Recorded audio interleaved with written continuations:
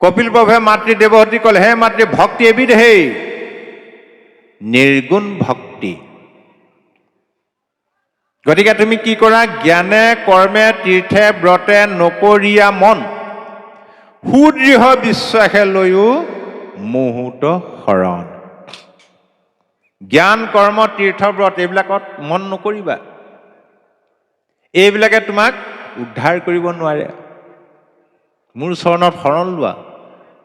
জ্ঞান কৰ্ম মানে আগতে কৈ গ'লো, যি দুটা বস্তু ভগৱন্ত কৃষ্ণই লগত লৈ গুচি গ'ল, আমাৰ সেইটো চিন্তা কৰিবলগীয়া ভাবিবলগীয়া একো কথা নাই। তীৰ্থ, দেৱতো তীৰ্থটো কৰি ভকতেহে বৰ, ভকতক ভজিলে গুচে কৰ্মজৰ। তীৰ্থত কৰি বোলে ভকত শ্ৰেষ্ঠ। ঐচ্যুতৰ সন্ত কথা যি স্থানে আশ্ৰয়, গংগা গয়া বাৰাণসী তহিতে থাকয়। যমুনা নৰ্মদা গোদাবৰী তীৰ্থ যত, সৰস্বতী আদি কৰি বহন্ত সমস্ত। য'তেই কৃষ্ণ নাম আছে, য'তেই কৃষ্ণ কথা শ্ৰৱণ কীৰ্তন হৈ আছে, তাতেই যমুনা নৰ্মদা গোদাবৰী গংগাকে আদি কৰি যিমান তীৰ্থ আছে বোলে সমস্ত আজি বৈ আছে ইয়াত। সেইকাৰণে ভকত তীৰ্থ শ্ৰেষ্ঠ। ভগীৰথে প্ৰমাণ কৰি থৈ গ'ল, গংগাতকৈ বোলে ভকত শ্ৰেষ্ঠ। ভগীৰথৰ পূৰ্বপুৰুষসকলে যেতিয়া শাপাগ্ৰস্ত হৈ শিল হৈ আছিলে, তাৰ পৰা পৰিত্ৰাণ পোৱাৰ উপায় ঋষিসকলে দিছিলে, যদি গংগাক কোনোবাই মৰ্ত্যলৈ নমাই আনি তেওঁলোকক স্পৰ্শ কৰাব পাৰে, সাপৰ পৰা পাপৰ পৰা মুক্ত হ'ব। এই কথাটো জানি বহুকাল ধৰি ভগীৰথে গংগাক স্তুতি প্ৰাৰ্থনা কৰি আছিলে। একালত গংগাদেৱী সন্তুষ্ট হৈ ভগীৰথক ক'লে যে, বোপা ভগীৰথ, তোমাৰ স্তুতি প্ৰাৰ্থনাত মই পৰম সন্তুষ্ট হৈছোঁ, তোমাক কি বৰ লাগে? ভগীৰথে ক'লে, হে মাতৃ, তুমি যদি মোৰ প্ৰতি সদয় হৈছা, তেন্তে তুমি মৰ্ত্যলৈ নামি আহি মোৰ পূৰ্বপুৰুষসকলক স্পৰ্শ কৰি তেওঁলোকক পাপৰ পৰা উদ্ধাৰ কৰিব লাগে। তেতিয়া গংগাদেৱীয়ে ক'লে, ঠিক আছে, তোমাৰ কথা মতে মই মৰ্ত্যলৈ নামি গৈ তোমাৰ পূৰ্বপুৰুষসকলক স্পৰ্শ কৰিম। মোৰ পৰশ পালে তেওঁলোক পাপৰ পৰা উদ্ধাৰ হ'ব, তেওঁলোক শুদ্ধ হ'ব। কিন্তু তেওঁলোকৰ পাপবিলাক আহি মোৰ গাত জমা হ'বহি, মই পিছত কেনেকৈ শুদ্ধ হ'ম? গংগাদেৱী বুলিলন্ত শুনা বাপু ভগীৰথ, হৰিবোষ বাৰু পাপচয়, মই কেনমতে শুদ্ধি হৈব নজানো বুদ্ধি, কৈও বাপু ইহাৰ নিৰ্ণয়। ভগীৰথে ক'লে, হে মাতৃ, তুমি অকণো ডৰ নকৰিবা, ভয় নকৰিবা। তোমাক যেতিয়া কৃষ্ণৰ একান্ত ভকতে স্পৰ্শ কৰিব, ভকতৰ স্পৰ্শ পালে তুমি লগে লগে পবিত্ৰ হৈ গুচি যাবা। অ শুনি ভগীৰথে পাছে বুলিলা গংগাৰ আগে, শুনা মাৱ বচন আমাৰ, নকৰিবা তুমি ডৰ তজু পাপ নিৰন্তৰ, সাধু সবে কৰিবে সংহাৰ।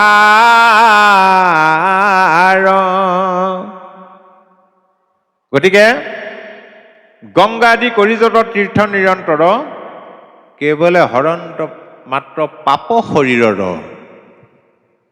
গংগাকে আদি কৰি যিমানবিলাক তীৰ্থ আছে, সেইবিলাকে শৰীৰৰ পাপটোহে হৰণ কৰে, তাৰমানে শৰীৰৰ মলিটোহে দূৰ হয়।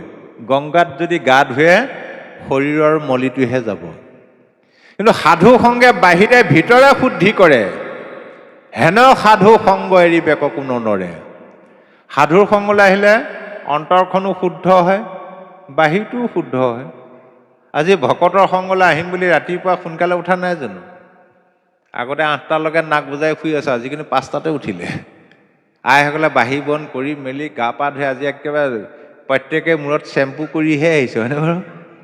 বাহিৰটো শুদ্ধ হ'লো নাই বাৰু? লগে লগে যে মনটোৱে ভাবি দিলে ভকতৰ সংগলৈ যাম, তেতিয়া আজি জুতি লগাই কিবা খাবলগীয়া হৈছে জানো ঘৰত? আগতে নাযায়েই কণ। আজি আনন্দ লগাৰ লগে লগে অন্তৰখন শুদ্ধ হৈ গুচি গ'ল। ভকতৰ সংগলে বুলি ঘৰৰ পৰা আপুনি যিমান খোজ সাধুৰ সংগলে আগবঢ়াব, ভকতৰ সংগলে আগবঢ়াব, বিষ্ণু পুৰাণত কৈছে প্ৰত্যেকটো খোজতে একোটা একোটা অশ্বমেধ যজ্ঞৰ ফল পায়। যিসকলে ধন খৰচ কৰি গাড়ী লৈ আহিছে সেইসকলৰ ফলটো অলপ বেছি হ'ব বাৰু দেই, তেওঁলোকে বেছি ফল পাব। গতিকে সাধুৰ সংগৰ ইমান মহিমা। তাৰপিছত কৈছে এইবিলাক এৰি ব্ৰত মানে সেইবিলাক একাদশী ব্ৰত, কিবা ব্ৰত, সোমবৰীয়া ব্ৰত প্ৰয়োজন নাই। ঈশ্বৰৰ কাৰণে ব্ৰতৰ কোনো প্ৰয়োজন নাই। ব্ৰত মাত্ৰ এটাই, মোৰ জীৱনৰ ব্ৰত, যিমান বিপদত পৰিলেও মই কৃষ্ণৰ দুখানি চৰণ নেৰো, এইটোহে আচল ব্ৰত। সুদৃঢ় বিশ্বাসে শৰণ লোৱা, আৰু এইটোৱে হ'ল শাস্ত্ৰৰ পৰমাৰ্থ তত্ত্ব। এই শৰণটো ক'ৰ পৰা আহিলে? গীতা শাস্ত্ৰৰ পৰমাৰ্থ তত্ত্ব হ'ল শৰণ। আমি এই শৰণ কিয় ল'ব লাগে? আপুনি চাব, আপোনাৰ দুটা ল'ৰা আছে, এটা ল'ৰাক স্কুলত নাম ভৰ্তি কৰিলে, এডমিশ্যন দি দিলে পঢ়িবৰ কাৰণে। এটাক আকৌ তই ঘৰতে কাম বন কৰিবি। আগৰ দিনত তেনেকুৱাই আছিলে, ঘৰত কাম কৰিবলৈ এটা ৰাখে নহয়, স্কুললৈ নপঠিয়াই।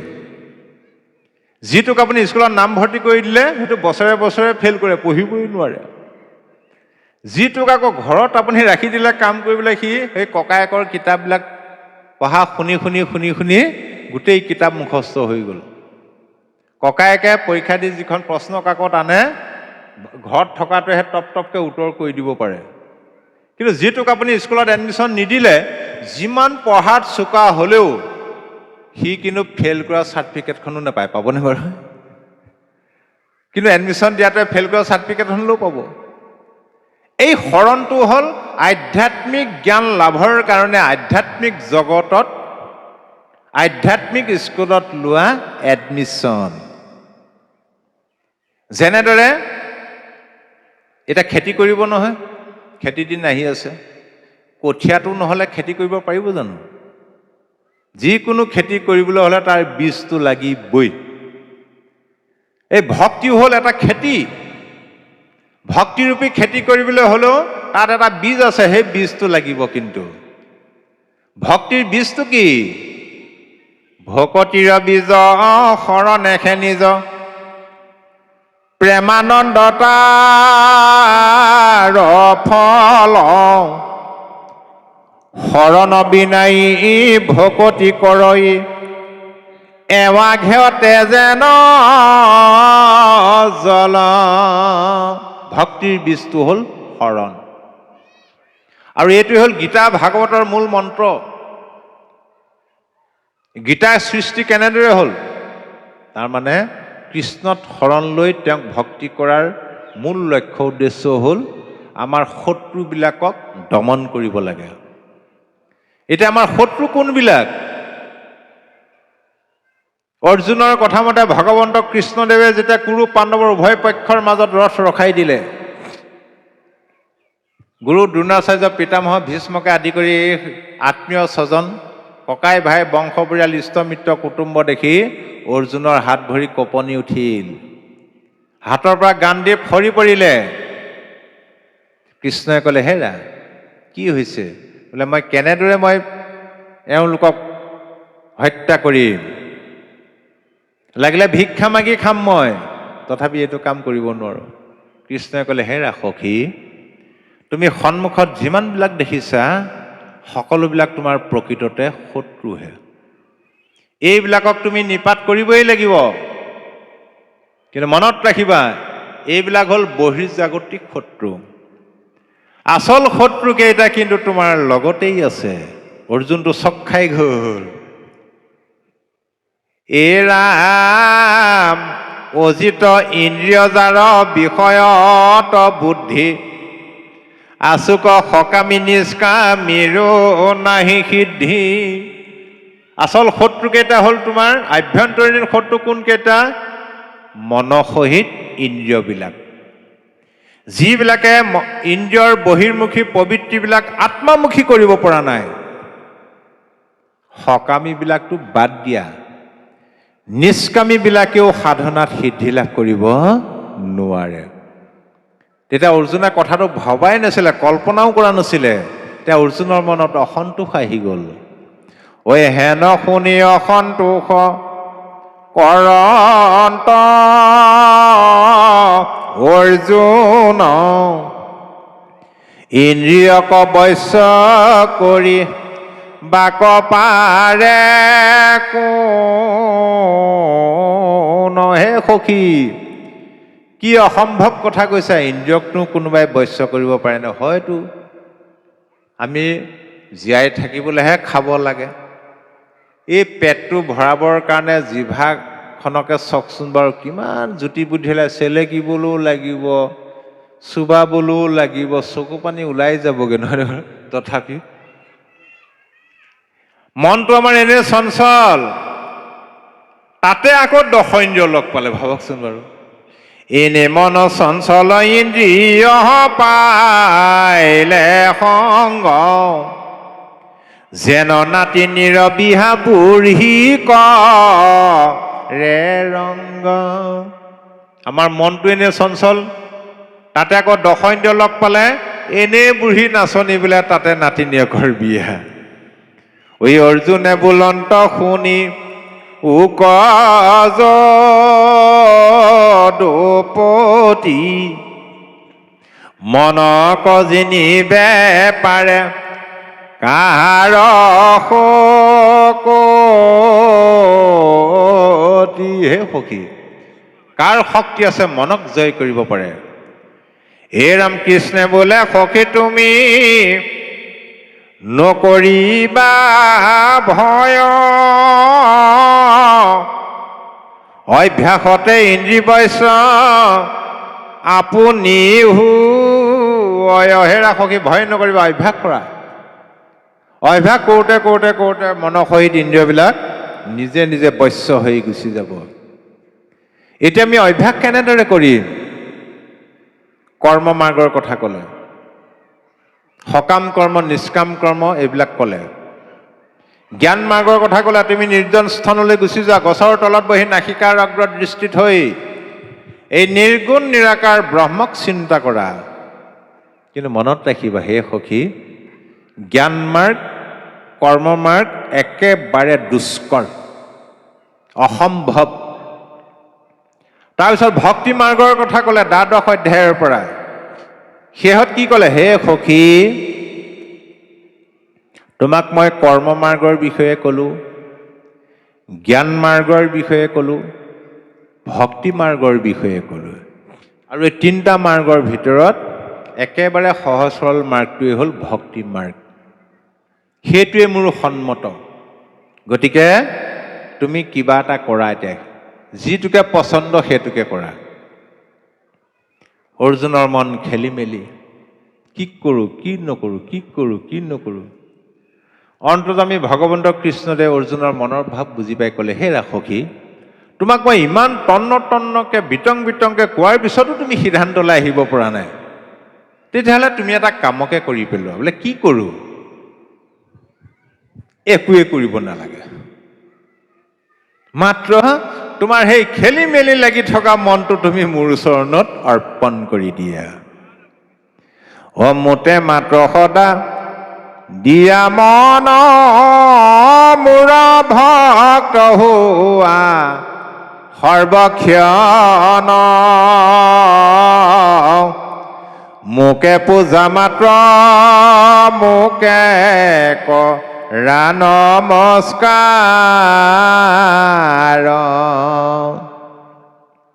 কহিলো তোমাত সত্যবাণী পাইবা সুখে মোক মহামানী, তুমি প্ৰিয়তম সুহৃদ সখী আমাৰ তোমাৰ মনটো মোক দিয়া, তুমি মোৰ নাম লোৱা, মোক পূজা কৰা, তুমি মোক পাবাই। মনটো অৰ্পণ কৰিবলৈ ক'লে, এইটো অৰ্জুনে মানি ল'লে। হে সখী, তোমাৰ মনটো মোক দি দিয়া, তুমি মোৰ ভক্ত হোৱা, মোক পূজা কৰা, মোক নমস্কাৰ কৰা, তোমাক মই শপত খাই কৈছোঁ, তুমি মোৰ সুহৃদ, তুমি মোক পাবাই। এই কথাটো অৰ্জুনে মানি ল'লে। মানি লোৱাৰ পিছতো তেওঁৰ মনৰ সংশয়, এতিয়া মনটো কেনেদৰে অৰ্পণ কৰিম। তেতিয়া ভগৱন্ত কৃষ্ণদেৱে অৰ্জুনক কৈছে, হেৰা সখী, ইমান সময়ে তুমি মোক যিমানবিলাক প্ৰশ্ন সুধিলা, সকলো প্ৰশ্নৰ উত্তৰ মই দিলোঁ। কিন্তু ইমান সময়ত তোমাক কোৱা কথাবিলাকৰ এটাও মোৰ সিদ্ধান্ত নাছিল, মনত ৰাখিবা। এতিয়া তোমাক মই মোৰ প্ৰকৃত সিদ্ধান্তৰ বিষয়ে কওঁ, শুনা। এই বুলি গীতাৰ যিটো চূড়ান্ত সিদ্ধান্ত, সৰ্বধৰ্মান পৰিত্যাজ্য মামেকং শৰণং ব্ৰজঃ অহং তাং সৰ্বপাপেভ্যো মোক্ষয়িষ্যামি মা শুচ। সৰ্বধৰ্ম এৰি এক শৰণ সাক্ষাৎ সুদৃঢ় বিশ্বাসে সখী লৈও কয়া মাত। সুদৃঢ় বিশ্বাসে তুমি মোৰ চৰণত শৰণ লোৱা। ইমান সময়ত তোমাক মই যিমানবিলাক ধৰ্মৰ কৰ্মৰ কথা ক'লো, সকলো বাদ দিয়া। আকৌ অভয়দান দিছে। তোমাৰ মনত ভয় হ'ব পাৰে, সংশয় হ'ব পাৰে। তোমাৰ বংশত পূৰ্বপুৰুষৰ পৰা বিভিন্ন ধৰ্ম কৰ্ম চলি আহিছে, মাজত ধৰি এৰি দিলে তোমাৰ পাপ হ'ব, দুখ হ'ব। কৰ্মত্যাগ নিমিত্তে সি জয় পাপচয়, ইটো শংকা নকৰিবা সখী ধনঞ্জয়। কিয়নো যিহেতু মুহূৰ্ত তুমি লৈলা শৰণ, সৰ্বপাপ হন্তে মই কৰিবো ৰক্ষণ। যিহেতু তুমি মোৰ চৰণত শৰণ লৈছা, কি ভয় আছে? সমস্ত ভয়ৰ পৰা, সমস্ত পাপৰ পৰা মই তোমাক উদ্ধাৰ কৰিম। এইটো হ'ল অভয়দান। আৰু সেই গীতাৰ পৰা এক শৰণ আনিছে গুৰুজনাই, যিটো এতিয়া কপিল প্ৰভুৱে কৈছে, সমস্ত এৰি জ্ঞান কৰ্ম তীৰ্থব্ৰত সমস্ত এৰি সুদৃঢ় বিশ্বাসে তুমি মোৰ চৰণত শৰণ লোৱা। তেনে এডমিশ্যন হৈ গ'ল আমাৰ আধ্যাত্মিক স্কুলত, শৰণ লৈ ল'লোঁ। বোলে স্কুলত এডমিশ্যন লৈ থ'লে ল'ৰা ছোৱালী পৰীক্ষাত পাছ কৰিব পাৰিব নহয়? নহ'ব বোলে, হোমৱৰ্ক কৰিব লাগিব, পঢ়িব লাগিব। সেইকাৰণে কপিল প্ৰভুৱে কৈছে, মূৰ গুণ গণক শ্ৰৱণে তেতিক্ষণ নিষ্কামে মুহূৰ্ত যায় নিমজয় মন। সুদৃঢ় বিশ্বাসে মোৰ চৰণত শৰণ লৈ ভকতৰ সংগত যেতিয়া কৃষ্ণ কথা শ্ৰৱণ কৰিম, যেতিয়া মোৰ কথা শুনিব, শুনোতে শুনোতে শুনোতে শুনোতে সকামৰ পৰা মনটো নিষ্কামী হৈ গুচি যাব। আমাৰ মানুহৰ মনটো সকামী, কিবা এটা লাগে আৰু। কাৰণ অভাৱবিলাক সীমাহীন নহয় জানো? কিমান বিচাৰিব ঈশ্বৰক? সদায় যদি ল'ৰা ছোৱালীয়ে মাক বাপেকক পইচা বিচাৰিয়ে থাকে, খং উঠিব নাই বাৰু? আমাৰ জগতৰ ঈশ্বৰ হ'লে আমাৰ পিতৃ, তেওঁক যদি সদায় বিচাৰি, প্ৰভু আমুকটো দিয়া, তামুকটো দিয়া, তামুকটো দিয়া, তামুকটো দিয়া, কেনেকুৱা হ'ব কথাটো বাৰু? নোখোজিলেও দিব। গতিকে মনটো নিষ্কামী হ'ব লাগিব।